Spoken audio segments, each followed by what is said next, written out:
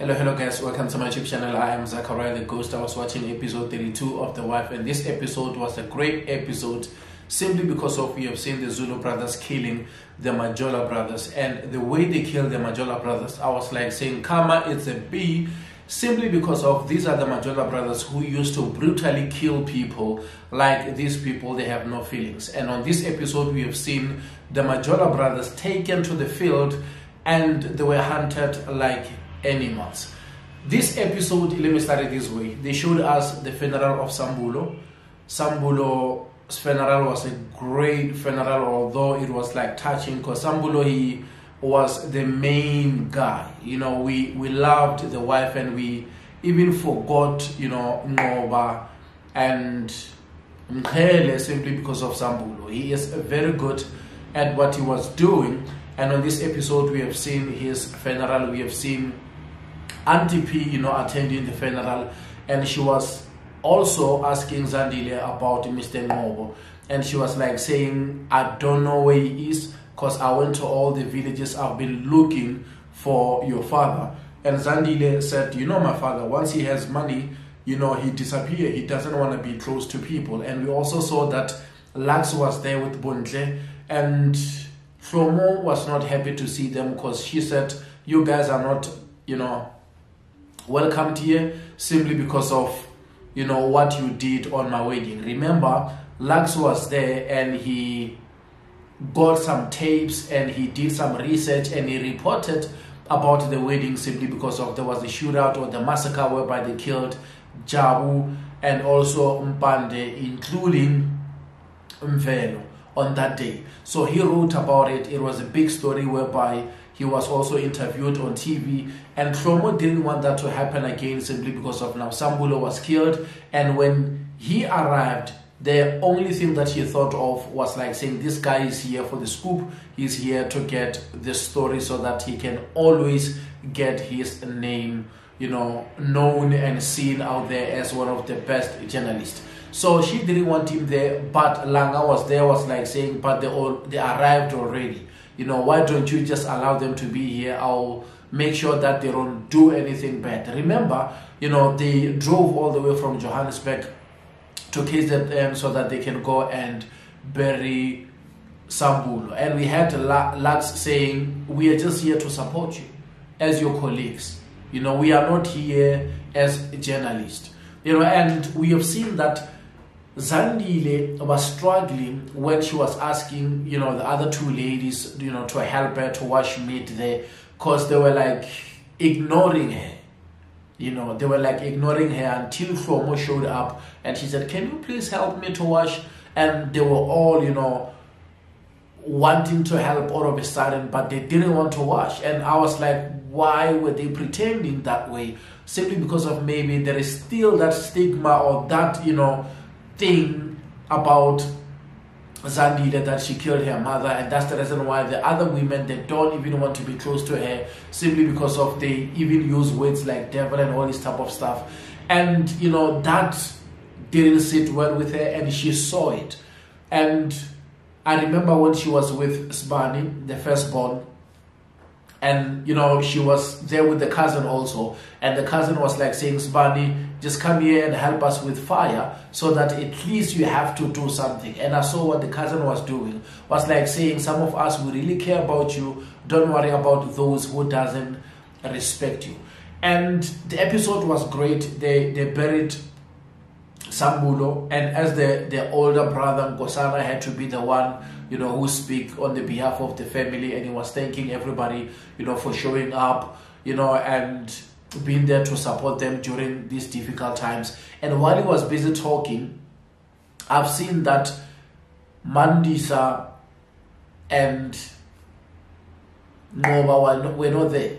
Mandisa and Ngoba were not there simply because of Zandile was like saying, there is something which is going on between Mandisa and Ngoba. And if Ngoba doesn't show up here, he is going to regret. In the meantime, they showed us Ngoba in his house. He was drinking alcohol, you know, and there were two guns next to him, and of course he wanted to commit suicide because, you know, he wanted to shoot himself.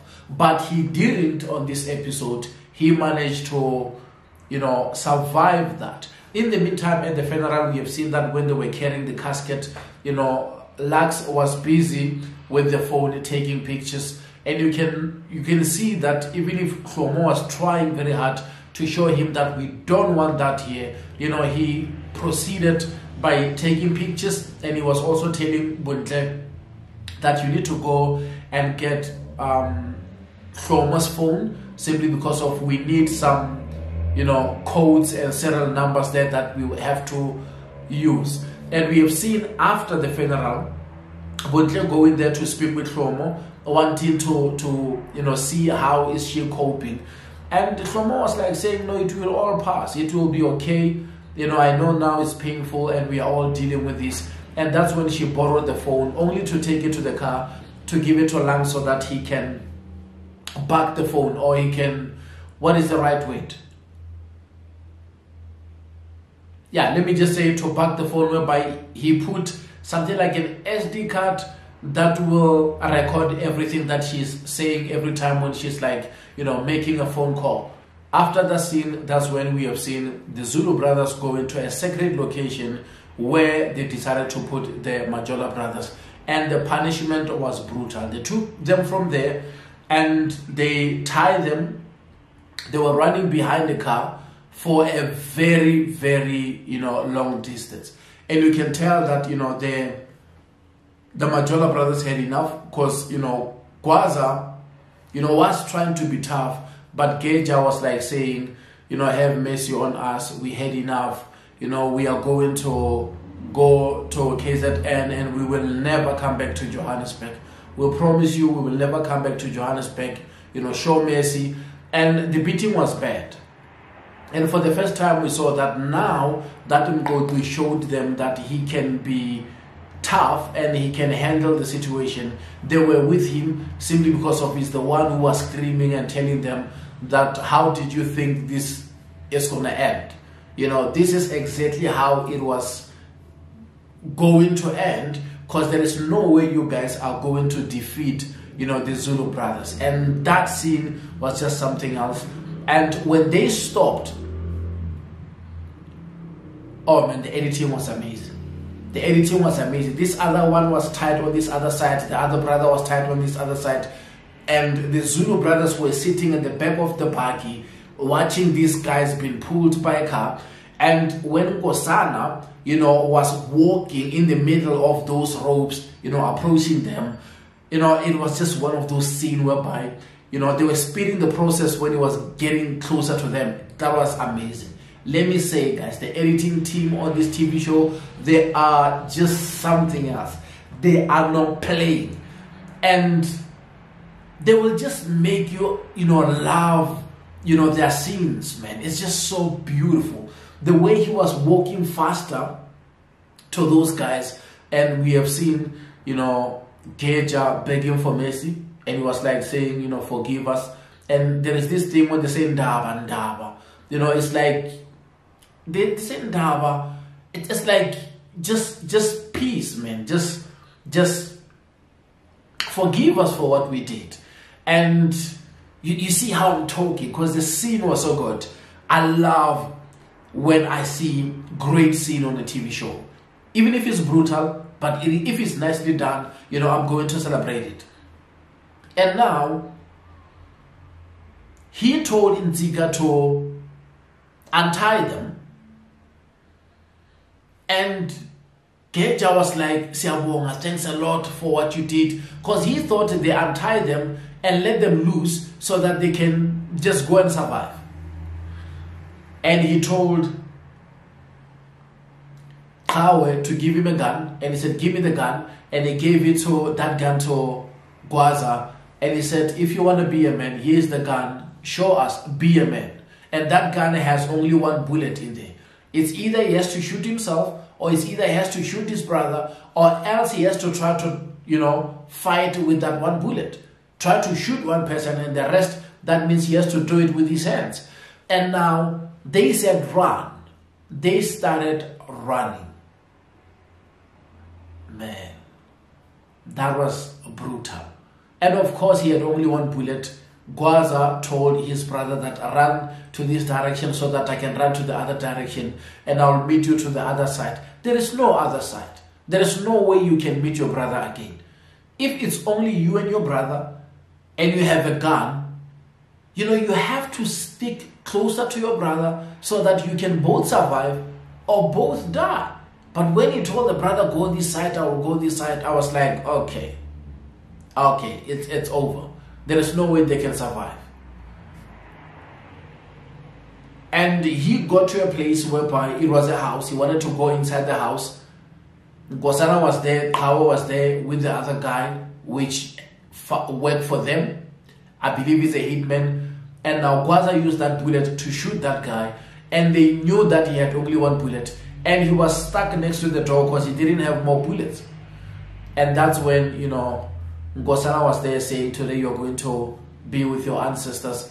And, he was like doing that kind of thing. Like me, I striked, your family. Me, I am the one who made sure that I shot Sambulo. And Kawe couldn't, take that anymore. He decided to shoot him. And he died on the spot. On the other side, we have seen that mqhele was with Geja. He was with Geja and he wasted too many bullets. At the end, Geja got his chance, to be closer to mqhele, and they started fighting. And mqhele was losing the battle because now Geja was strangling mqhele and mqhele was on the floor. Mqoqi again has to come and protect or save mqhele simply because of mqhele was dying. Because, Mqoqi is a great sniper. They were at the back of the buggy and he just shot him at the back, and that's how he fell. Mqhele felt like he's superior now. He woke up there and started beating him, and that's when he shot him with guns both in his hands. He had double guns. Pow, pow. That was a great scene. I loved that scene. And before I forget, there was this other scene whereby we have seen that when Sibani was sleeping, the grandfather, Mr. Ngobo, who is Zanile's father, showed up in his dreams. And he said, grandson, don't be afraid. Whatever happened to me doesn't matter anymore. What matters is what will happen to your mother. I have a message that I want you to give your mother. Tell her that I said I'm going nowhere until she confess, until she tell people the truth. I will live in you. I will live inside you. I will be with you forever. And there will be death. And you are going to suffer. That's it. And when they showed up, because now even the way they made the grandfather, because he was, oh man, that was amazing, because there was a smoke all over him. That was just nicely done. Man, the whole robe, the makeup team, everyone in this TV show, man, is doing a great job. They are bringing their A game. And the way the grandfather was talking to Sibani, look, they did their homework. They know how ancestors visit, their people. And again, they touched on that issue of the grandfather visiting the first grandchild. Ooh. I was talking about it not long ago when I was talking about the important role of the first grandchild. I'm the first grandchild. I know. The majority of things that they tap into, when I sit down and I watch it, I just smile. I'm like, oh my God. This TV show is just simplifying my life. Because now, the things that they put out there is the things that I see. When the grandfather visited Sibani and talking to Sibani saying, I have a message, and tell them that I'm going nowhere I need her to confess. When I look at my story, when my grandfather visited me, he was like saying, I want you to go with me. I want to show you where they buried me. Simply because of, I know if you can see where I'm buried, you will never forget me. Because no one comes to visit me. No one is coming to clean my grave. And tell them that I'm feeling cold. I need a blanket. That was the message that I had to go and tell the rest of my family. And when I told them that, they were like, we knew about it. You know, different prophets has been saying that. But after I just gave them that message, you know what? They didn't waste time. And that time I was not waking. I already shared the story, guys. I already shared the story. That's when we all went to my grandfather's place and we made sure that we made a tombstone. They were complaining. They were saying that place is a sandy place. But because of I saw it in my dream, because I went there with my grandfather in my dreams and I saw everything. I already shared the story. And when we got there, we made a plan and we made sure that we put the tombstone, even if that place is a sandy place. And after that, he never came back to me and complained about his feeling cold. Simply because of we fulfilled what he wanted. And from thereafter, you know, things that, you know, my grandfather did, you know, things started changing in my life. Even people, when they say, yeah, there is no such thing like ancestors, you know, we just keep quiet. We look at them, we're like, okay, all right. Until when things start going sideways in your life and they say ancestors, you will be the one who will be telling us about them. But anyway, the scene, it was a great scene simply because of they did it so well and I loved it. And also when you look at Sibani, the way he was so afraid, there is no way you can keep calm. It's like you are on a different time frame or time zone. And he got the message. While he was screaming, that's when Zandile and Nkosana showed up and they said it's a bad dream. And he said, no, he said, I must give you a message. And the message is that he's going nowhere, he's going to live in me.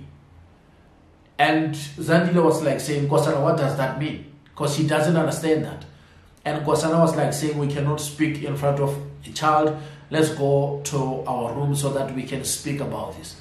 It's because of this is bigger. That means the old man is going nowhere.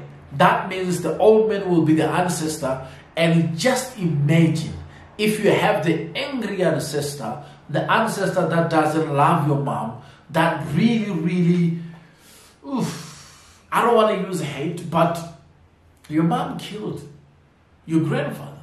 And now your grandfather showed up and says, I'm going to live in you. That means he's angry. So now I'm going to speak about it. I'm going to speak about it. I have to have, you know, I have to have a video special about that. And I appreciate you guys showing me love and support. Thank you.